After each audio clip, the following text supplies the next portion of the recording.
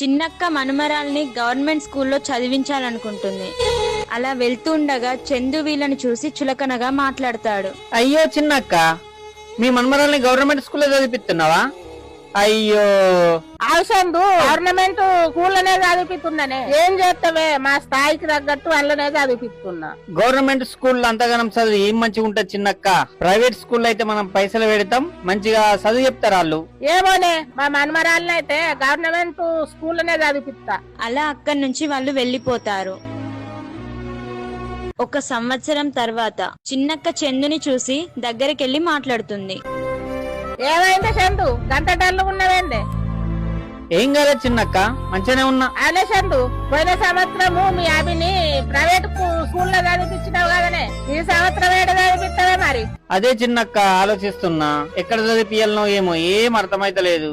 గట్లెందుకే? ఏం చేద్దాం చిన్నక్క, ప్రైవేట్ స్కూల్ అని నేను సంపాదించిన పైసలు మొత్తం ప్రైవేట్ స్కూల్లోనే పెట్టినా. మా అభికి చదువు వచ్చింది లేదు.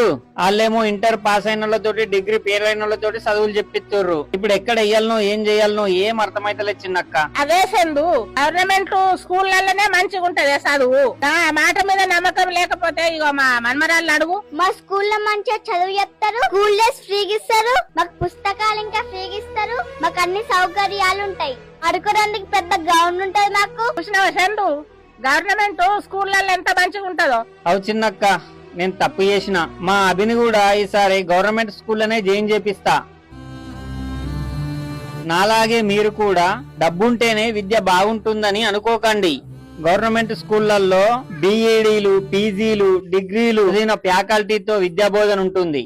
కాబట్టి మీరు మీ పిల్లల్ని గవర్నమెంట్ స్కూల్లోనే చేర్పించండి. ఈ వీడియో నచ్చితే లైక్ చేయండి. ఈ వీడియో 10 మందికి ఉపయోగపడుతుంది కాబట్టి షేర్ చేయండి.